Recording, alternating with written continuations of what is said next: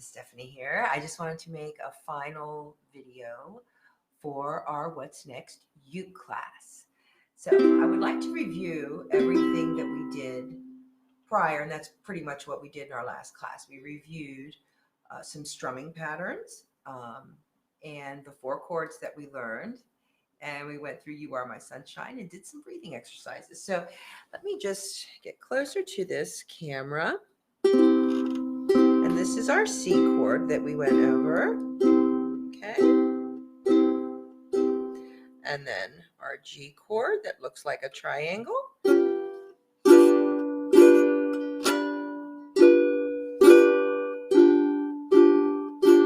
Okay, and then if you move your middle finger up, leave your pointer here, that's your F chord.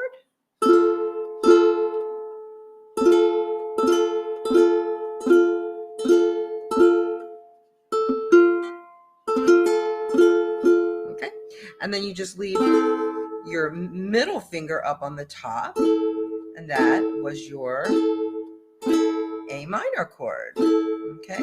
And those were the chords that we learned in class. And if you'll remember to go back to the link that is on the website also, on the What's Next website, there is a link there for strumming patterns.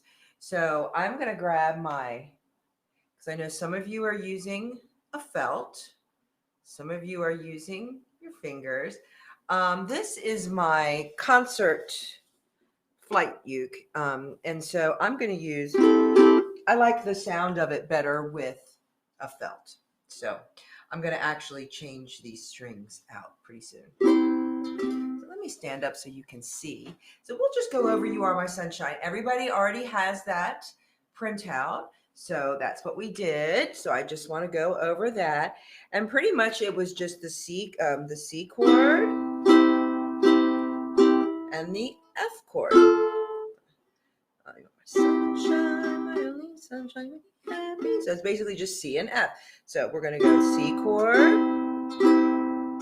to F, and F was with your third finger on, middle finger on top, and your pointer finger on the first fret, second string there.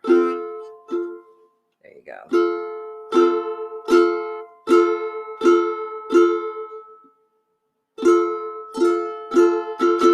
And there's your F. C. Okay. So let's go over You Are My Sunshine, and then we'll do some breathing and singing exercises to kind of help you through this. So let's do You Are My Sunshine. 1, 2, 3. You are my sunshine, my only sunshine. You make me happy when skies are gray.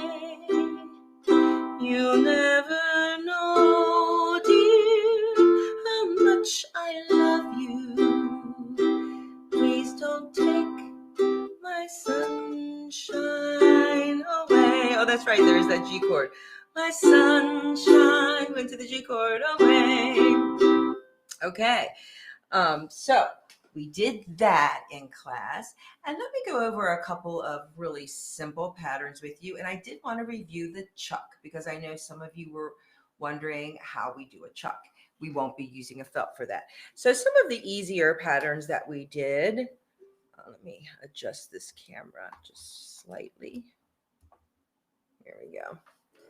Are like, I'm going to do a C chord. We're going to do just a simple down strum, down, down, down, down. There you go. And then we're just going to do a simple down, up, down, up, down, up, down, up. Here we go. 1, 2, ready, go.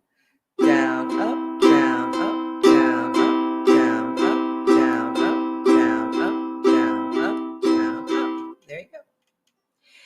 And so I'm going to just show you, because I know we talked about it a little bit, and there's plenty of videos that I'll show you in slow motion, but I'm going to give you, I grew a little bit of nail here so I can show you how to chuck. So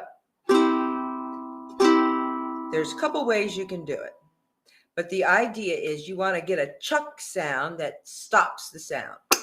Like that. So you're going to strum and stop.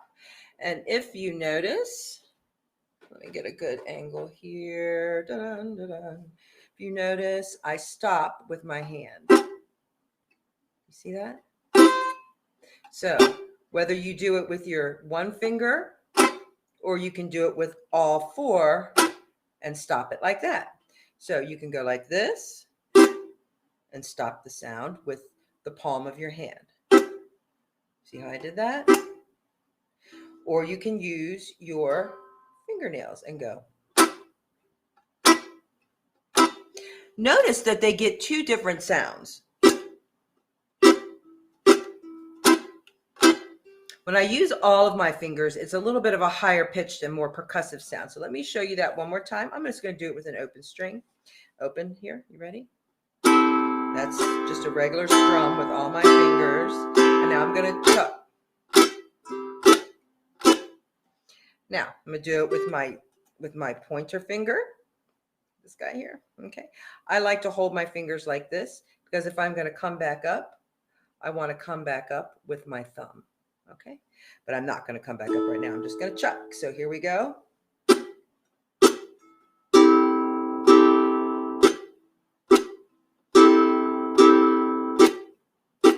Okay. And so that is how you do a chuck. And so you would use a chuck in songs that you want to be percussive. Like that. You would want to use a chuck in there. Okay. So a couple of things. We didn't get to spend a lot of time on singing techniques, but at the heart of every good voice, every healthy voice, I should say, because you really want to work on making it a healthy sound, is a good breath and breath support. And as we age, that's something that we need to work on. Our voices get softer because we don't use as much energy and as much air. Air in, energy out, air in, air out. You've got to use energy, right? So it's a couple of really good breathing exercises. I'm going to take this off so that I can work with you a little bit more. So a couple of really good breathing exercises that we went over.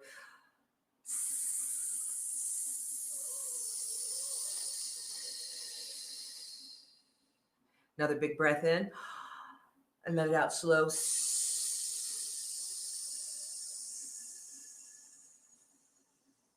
There you go. Okay. Another exercise that I really, so do that a lot. Do that like 10 times in a row. Just and do it sitting down so you don't get lightheaded. But you want to really learn to control the air, not just let it all out at once. So here's one other way that I like to do this. I let the air in, take a nice breath.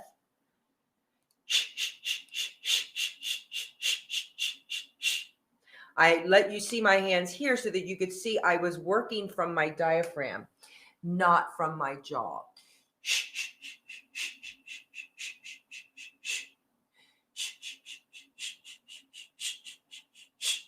Okay, so I'm putting that air out in little spurts. Now we want to do something else and warm our voices up. I'm going to use something called a lip trill, and a lip trill goes. It's exactly that. We try to trill our lips. If you practice and practice and practice and you can't do that, then try trilling your tongue. The idea is that we're getting our voice set up in the correct place. And while doing this, we're getting the air to flow completely. If the airflow stops, your lips stop. Or if the airflow stops, your tongue stops. So we want to get that airflow to be continuous, okay? Because that's when your tone goes away and that's when your voice goes away. Your voice is all about air. So notice I was purposely letting you hear me take that breath in intentionally. So let's do some lip trills. We're going to do something that's just called a siren, where we just go up and down.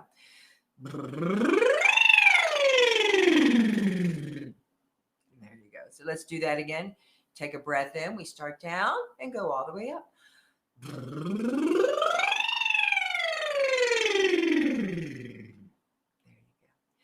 go. So that is a really, really good breath exercise to do. Another exercise I use with a lot of my students is we sing through a straw. That's really good for breath support, all sorts of different techniques. But if you go through and look on my YouTube channel, I'll be doing lots more vocal warm-ups. So if you want to get deeper into some voice warm-ups and some vocal exercises, just go ahead and hop in over there. I'll be adding some. But here's one. I'm going to show you just a little bit of what I do with a straw. So please use paper or metal. No disposable plastic, please. So get it loose in your lips. And the first thing you could do, I'll show you with my water, is do what your mom told you not to do. Blow bubbles.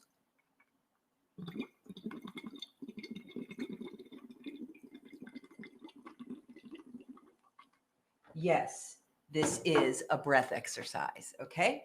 So you get your drink of water and blow bubbles. Take a breath until you're out of air. Take a breath, do it again, blow bubbles till you're out of air, okay? And then you can do the same thing we did with the siren, going up and down, and you can use your straw doing that.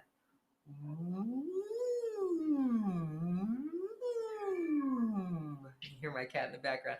One more thing that I do with the straw, like if I'm going to sing Mary Had a Little Lamb, I'll use that as an example. I think we probably all know that one. Or I'll use You Are My Sunshine. I would sing that through my straw.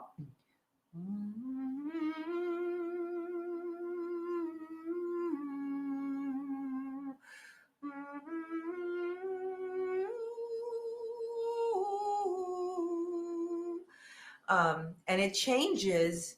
You are my sunshine.